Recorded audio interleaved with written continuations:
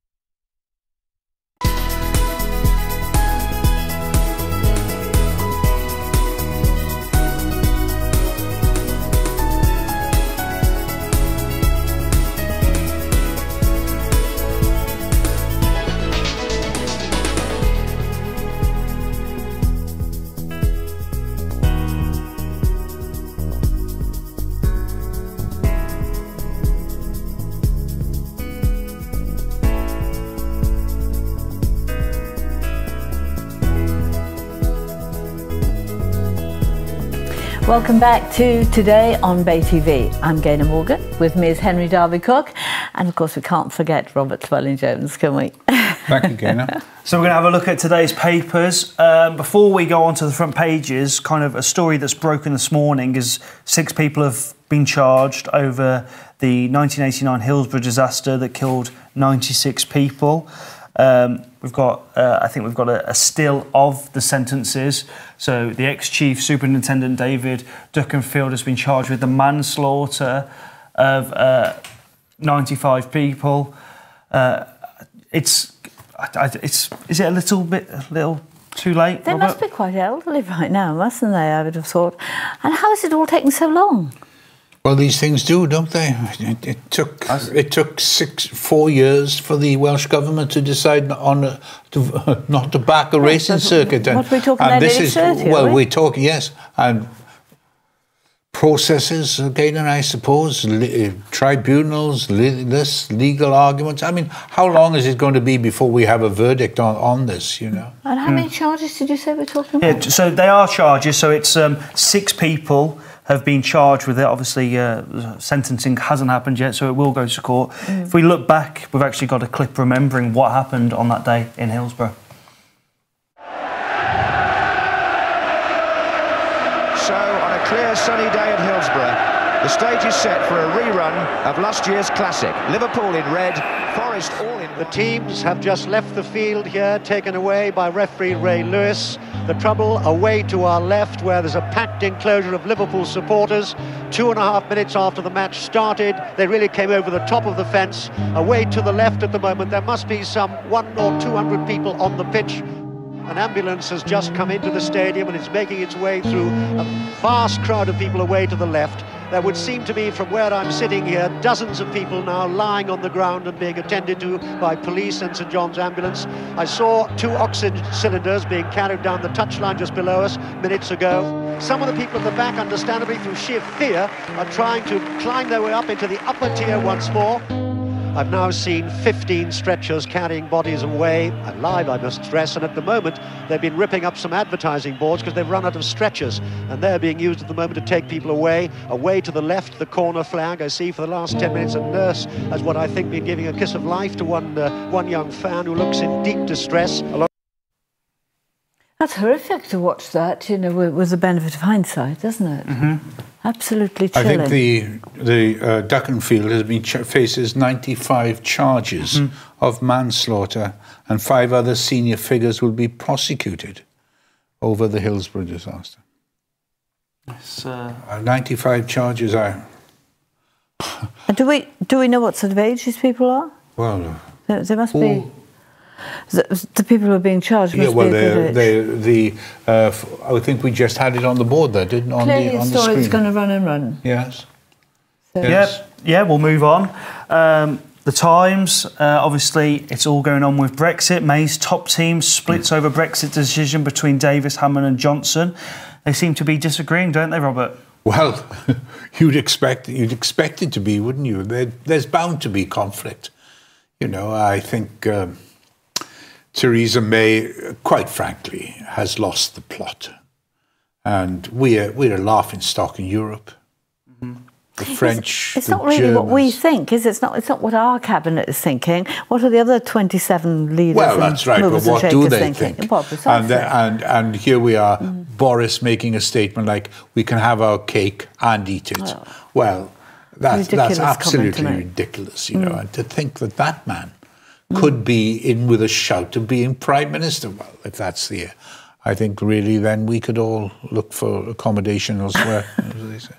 Ironically, in the Western Mail today, there's a big article with Sir Terry Matthews saying that we can succeed and prosper under Brexit, and he was somebody who was really, really worried about Brexit. Yeah. Well, I'd rather, if Matthews was running it, I would be very much inclined to believe that, but unfortunately, he's not a politician. Perhaps that's the reason for his success, Gaynor.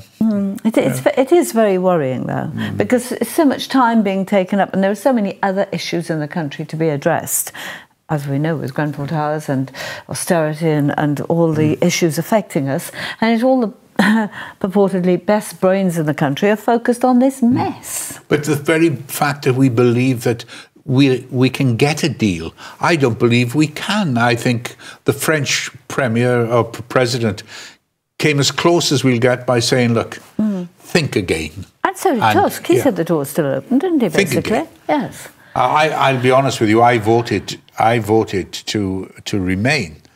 But my instinct was I wanted out. Because I thought, well, all the jobs that are in Port Talbot, where I live, would they be affected? So I said, no, we'll stay. And the town voted to leave. Well, I was a Remainer, but I think obviously about agriculture and indeed Wales. But I'm also very pragmatic. And if we're leaving, let's leave properly, cleanly, with some dignity and with some hope of jobs, investment and prosperity for people. But like all divorces, Gaynor, however... Well, I've never been divorced. No, I suppose it's always time. You are il sans reproche in that respect, Gaynor. But... Shall we move on? Yeah, we're going to go to the Daily Telegraph next. This is something we were talking about just before we came back to the show. New bank crash fears over rise in easy credit. Car loans and card spending boom risk another financial crisis, says Governor. It feels like we've seen this before, Robert. Well, we've been there, haven't we? In 2008, yes. And you'd think that people would perhaps be a little wary. I'm fed up with the banks. I went into my local bank on, 3 days ago. Was it Monday? In Port Talbot, and they couldn't help me close an account because it's a business account. I go to Swansea. I went to Swansea yesterday, and they said, oh, you can have an appointment next Monday. And that wasn't any good. So then they told me to email someone who's not in the office for the fullness of time. 3 days for simple.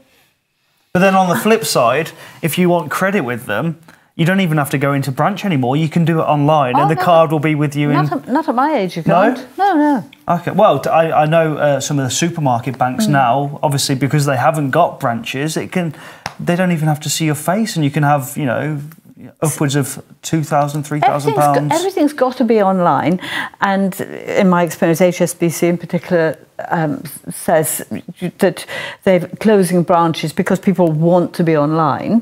But if you want something, you've got to go in and have a blessed appointment that takes a week. So if they can't get that right at that level, what hope have we got at the bigger level? Precisely. Well, rant over. Yeah, well, you've got every right to, I think. My banking experience goes as far as the cash point, and well, I heard yesterday, Robert, you're a cash man, aren't you? You don't do the contactless. No. I have a son who is a banker by profession, and he doesn't allow his father the luxury of cards. Otherwise, he thinks he'll be visiting me down here in Oystermouth Road on a Sunday with Welsh cakes. Moving on to the Daily Express. Charles kiss for the Queen at family funeral. It's quite nice, I think, to see Charles, and I think we saw it as well with the Queen's speech, where the Queen used Charles helped her by holding her arm, and I think it's not usually we don't usually see this compassion. I feel from Charles. We don't normally highlight the affection between them, and there must be affection because there are all these books being brought out now with the anniversary of Princess Diana's tragic death, and there's a biography of Camilla that Penny Jr. has written, and they're playing up this coldness between the Prince of Wales and his mother, and clearly there is an affection, and so there should be. Well, I'm sure there is. I always found on the few occasions that I met the Prince, I found him to be a very nice guy. Yes. Very nice. I think he tries to do very compassionate as well. He tries to do what he feels is right, and of course the Queen is an exemplary model, isn't she? Also on the front of the Daily Express, double blow for pensions. Women and younger workers face crisis in their retirement as millions of Britons could be sleepwalking towards a poverty-stricken retirement, as government figures reveal. So this is possibly 27 million people could be affected by this. I think it's very worrying. Is this state pensions? It is, yeah.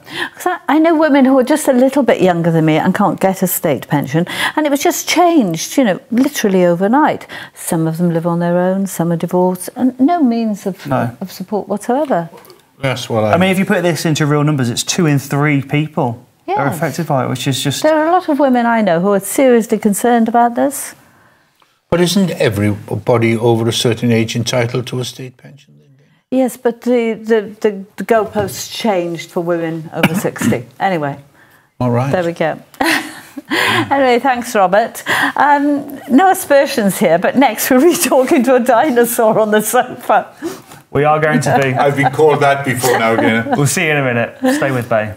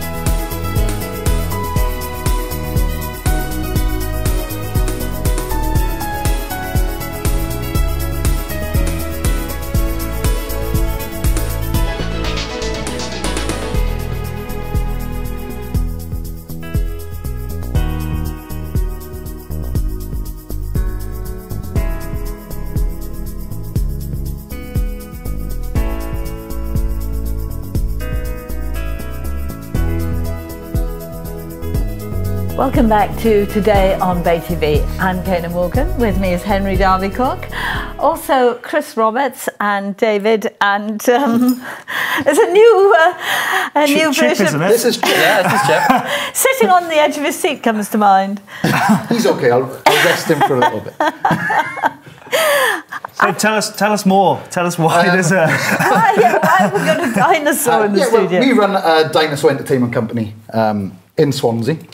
We travel all throughout South Wales and the UK, in fact, with our dinosaurs. We've got lots of different dinosaurs. We've got a T-Rex. We've got a Spinosaurus. This is Chip. Say hi. Give him a little tickle. Give him a little smooth. Go on.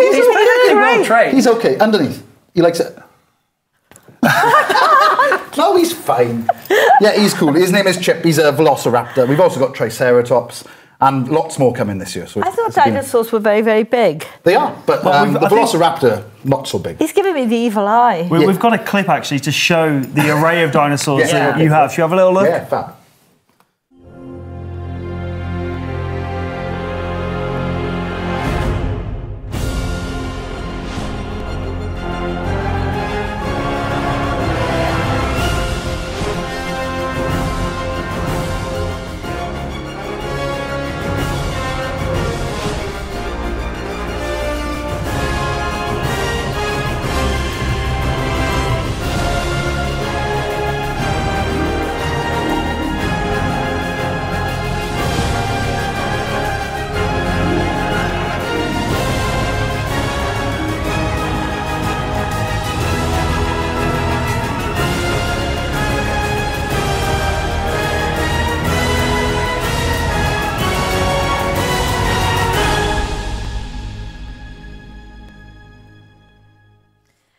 Wow. Now, I'm being assured from the gallery that Chip isn't real, but how did you get into all this? It's a fun story. Really, I've always liked dinosaurs. Always liked them since a child, and I've always sort of been a children's entertainer as well. So the two went hand in hand. And basically, about 2 years ago, we got our first dinosaur. We had it made in China, and it was shipped over. And since then, there's no looking back. Really, we've just grown from strength to strength, different dinosaurs. But one of our main things we like to sort of tell people is that we're more educational, really, than obviously just fun.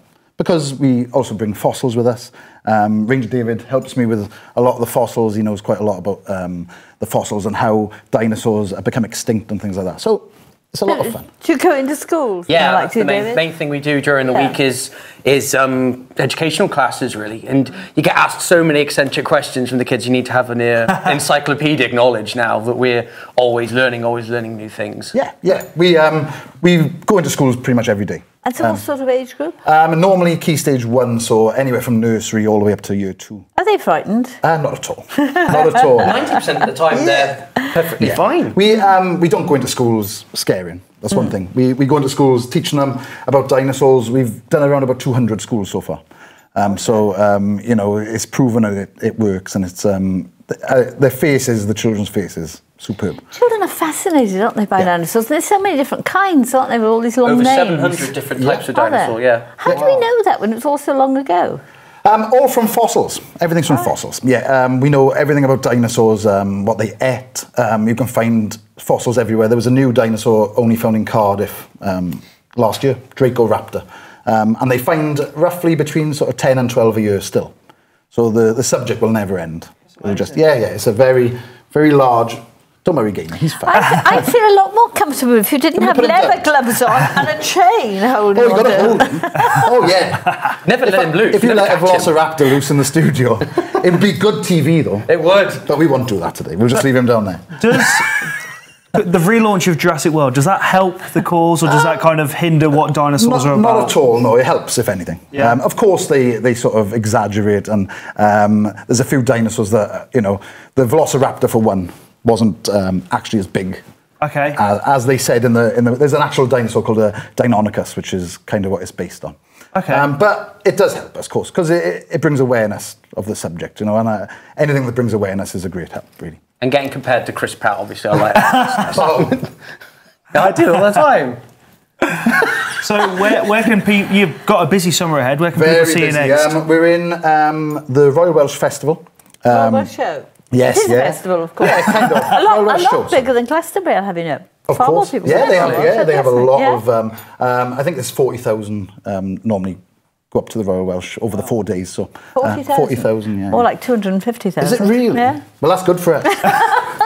Chip likes that. As long as the same number come out as go in with him around Well, we've got lots going on. We've got a Ranger Day booked. That's in the end of August, where children can come and become a dinosaur ranger just like us. They have to do a test as well. Yeah, they have to do tests and everything. Oh, wow. We've got lots. We're in some toy shops and things like that. So it's a busy summer.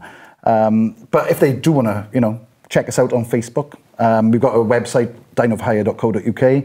There's lots of ways to find us, and we love what we do, as you can tell. Yes. Do they lay eggs? Dinosaurs did, yes. Yeah, all dinosaurs. How long does it take to incubate a dinosaur? Ooh, that's a hard That is question. a hard one. That's It a would hard vary depending on the species, really, because the bigger sauropods, like a Brachiosaurus or an Argentinosaurus, the gestation period would be longer. Okay. So the eggs are much bigger. I mean, they're talking oversized football-sized eggs. And You haven't given me an answer yet. But time-wise, I wouldn't be able to tell. I don't think there's a way of telling, actually. Oh, we're not in a It's the hurry, same. are It's we? the same as asking what colour their skin was, when there is no way of knowing. Because Really? No, because the fossilisation process, you can't tell the pigment colour of skin. So, I mean, was it last year or the year before? Was there like a thing going viral about they might have had feathers? yeah. Feathers has been an ongoing debate for ages. Okay. The beauty of dinosaurs and the subject is things will always change. Things will always change. New evidence comes, and since the 80s, there's been lots and lots of different finds and new evidence about the scales and did they have feathers? They're pretty sure that the Velociraptor would have had feathers. Okay. They're kind of sure at the moment that the T-Rex may have, but it's a bit like if you see not feathers but fur on elephants. Okay, yeah. It's a little bit like that. So maybe when they were younger, and Like an evolutionary offshoot, really. Were they only in the UK or were they everywhere? Everywhere. Absolutely everywhere. Every continent. All over the planet? The planet was one big mass at the beginning of the Triassic, which was called Pangaea, and it's split up throughout time. And it's what we know of it now. So certain dinosaurs are from different places. Lots from North America, lots from North Africa. Argentina, yeah. How big were they actually? What, dinosaurs? Yeah. They ranged from the size of a crow. That was called a Microraptor, very small. Yeah. Right the way the biggest was Argentinosaurus, which would have been around about 60 metres, I believe. 3 tennis courts Yeah, 3 long, tennis yeah. courts. Wow. And up to 100 tons in weight. So No way. You wouldn't All just of have seen that coming and the you ground would would have be heard it, I think. vibrating. Yeah, you'd have felt the ground going with something that big. So, what are their closest relatives that we have on planet Earth Chickens. today? Yeah, birds. Really? Birds. Yeah. Okay. Definitely birds, yeah. Oh, because some people are quite scared of chickens, aren't they? Yeah. You have right to be afraid of them now because If they're you related to the T-Rex. If you look at a bird's bone structure, especially a hips. chicken, the hips and everything, pretty much. I didn't know a chicken had hips. Yeah. Chicken hips. They have legs. Yes. So I'd assume they have. So what can people expect from the experience? The Royal Welsh, for example. The Royal Welsh, we're going to be doing 2 shows a day up there with the big dinosaurs. We've got sort of routines planned where we bring children in, blindfold the dinosaurs. Blindfold the dinosaurs. Blindfold the dinosaurs and sort of hide meat on certain kids. Right, okay. And fish on others and see And their which ones heads go in the where. dinosaurs' mouths as well. The brave ones do that. Would you like to put your head in his mouth? Maybe to close the show. Oh, thank you. That's okay. Thank you very much. No, yeah, we not just that, but we always take our large array of fossils with us. We've got real ones, we've got replicas, and children can come look. We let them touch the replicas and things, but the real ones are in cases and things like that. Because it's good that it's educational as well, course, because yeah. it's such a fun thing for kids to learn. Having a big dinosaur and really brings it to life, much like Chip does. Yeah. I'm guessing that any children who come across him don't ever forget, really, do No, they? exactly. And that's kind of what we want. Yes. Like I said, we never go around scaring them. We do have a little bit of fun with them, of course, but the larger ones are very big, so obviously we keep them on chains. And children like to sort of walk around with them, but 95% of children, they love it. There are a few who don't. It's a good confidence building exercise as well. Of course it is. So, in the final moments, if anyone wants to see you, you're at the Royal Welsh Show. We're at the Royal Welsh. If you look on our Facebook page, there's absolutely loads of events on there. We're in Aberdare Park tomorrow. No, Saturday. Saturday. It's not Aberdare great. Park. So that's all good. Well, thank you for joining us, Rangers. Thank you. Gaynor, are you going to put your head in this mouth? Next, I'm leaving Gaynor to speak to Dr. Jac Saorsa. See you then.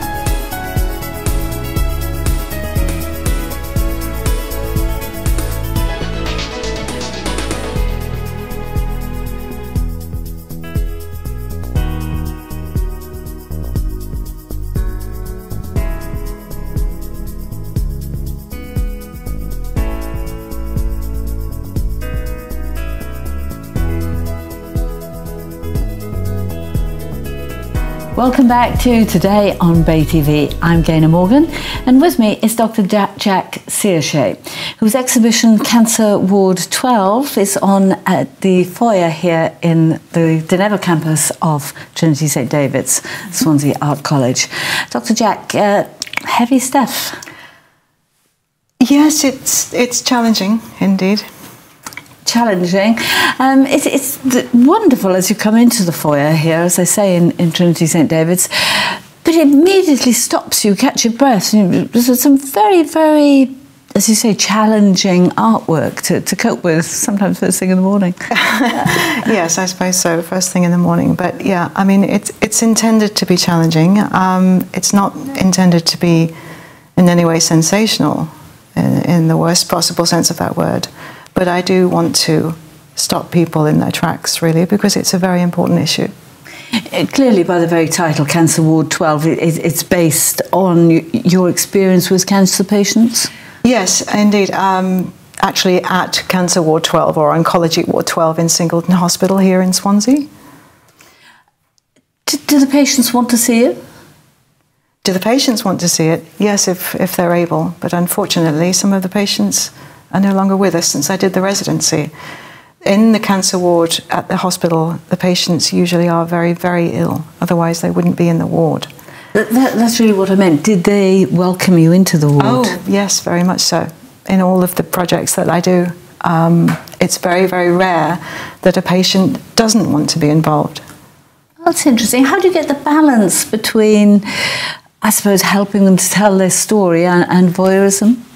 Well, yeah, voyeurism is certainly something that could be aimed at what I do, but I'm very convinced that it's nothing to do with that. And the way that I actually work is that I really just insinuate myself into the situation. I'm a lay person, I'm not a medic, and I go in and simply observe the day-to-day life on the ward. And if the patients do wish to know what I'm doing or talk with me, they're perfectly at liberty, of course, to do so. And sometimes it's really helpful for them and for the nurses who really don't have the time that they would love to have to sit down for an hour or two and talk with the patients. I think we've got some of your work that we can talk through, as it were, so if we can see. What's this one? Right, this is a very large oil painting, and the chap himself is a fictional character called Kosta Glotov, who is the main protagonist of a book written by Solzhenitsyn called Cancer Ward. Now, it's a book that's made an enormous impact on me, and this exhibition... And Solzhenitsyn, sorry, he was a Russian writer, of course. He was in the Gulag back in the, was it 60s or 70s? Yes, yes, the book is fairly autobiographical. And he suffered from cancer, didn't he? Did. It was a pretty harsh regime then. Very harsh regime, and really it was a sort of analogy for what was going on in the Russian state at the time, just post-war. But it also has really, really profound insights into patient experience and patient relationships with the doctors, etc., etc. As I say, it did make a profound impact on me. And for this particular project, I decided the subtitle of the project is Art, Science and Literature and Life, and wanted to bring in literature into what I was doing as well, which what I do always includes text. Yes, you've got narrative alongside each. Perhaps we can see something else, but you've got narrative alongside all the pictures. This one here, which is this? This is a very small little drawing, and it's no person in particular on the ward. I don't tend to do that. Very rarely do I do individuals. So this is an actual person? It is a picture of a person, but it's a construct. It's a distillation of the experiences that I had on the ward. It's no person in particular. It's not recognisable to be anyone. In fact, in the show as a whole, there is only one picture that is of a particular individual, and that's because she wanted it to be there. Is it this lady, perhaps? It is indeed. And why did she want her picture? Well, it's a lovely drawing, and she's got a lovely face. But why, if you're suffering from cancer, why would you want to be drawn at that stage? I'm sure her husband, who was very keen for me to put the work up, would agree that it's what she wanted. When I was talking with them, she called me over and asked me if I could paint a portrait of her from a photograph that I took there and then. Both her husband and I, and she knew exactly why she wanted that portrait done, because she was dying. And indeed, since she has passed away. And her husband wants the painting to be in as part of the exhibition because she was very much part of the ward life there at the time. And it's on display along with another photograph that he has of when she was on her 60th birthday. Oh, we have it there. Yeah. Oh, that's lovely. Yeah. I can see the beauty of that achievement now, of taking the artwork that you put together and then having the one as she was. It's what she wanted. She was very keen and very enthusiastic about what I was doing in trying to get people's voices out there and making other people or helping other people understand the impact of the illness on the whole life, the family and everybody. And she was very much wanting the piece to be as part of the show, and it's just tragic that she's not here to see it herself. And yet she's very much part of it. Oh, she's there. Lovely. She's there in spirit. But she's one of the very few people that you actually use as themselves, as it were. The rest is a sort of distillation of your experience in the ward? Yes, yes, very much so. And now, as a person, not just as an artist, how do you cope with that? Because you have to absorb it all, I presume, and then put it together. Well, I think you've put your finger on it. I am a person as well. It's about, as much as it is about my being an artist, it's about my being a human being. And you get into, I think, a very profound relationship, albeit temporary, with the people that I'm working with, and I don't cope with it. Because if I did, if I was able to detach so much, then I wouldn't be able to do the work that I'm doing. I fully believe that being involved and not allowing myself just to detach from it gives the work the integrity.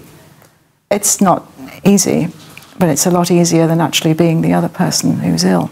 You must have some coping strategies, though. Yeah, I mean, this is something that I've talked about a lot in my field. I am a trained counsellor, and I feel personally that without that training, I would find it much more difficult to do the work. I don't counsel the people that I'm working with. That would be completely unethical. But I think as I said, the training, the ability to absorb the pain. What's the purpose of it? Everything costs money. Do you get funding? Who's it for? Rarely do I get external funding. Hoping as the work proceeds and I do more and more work, that will be a bit more forthcoming. With this particular project, I want to express gratitude to Arts and Health Wales, who did find a little bit of funding for me in order to proceed with the project. Other projects that I've worked in, I have had funding from the patients themselves, from the medical staff who have just given of their own personal funds in order to continue the work. Which is fantastic. And anybody can pop into the foyer here at Trinity St David's in Swansea City Centre to see it? Absolutely. It's a public space. And the more people that see it, the better. And if people were to come in, I'd be really grateful for feedback. There is a guest book with comments. And again, all of that goes back into the work that I do. And the work indeed is for sale.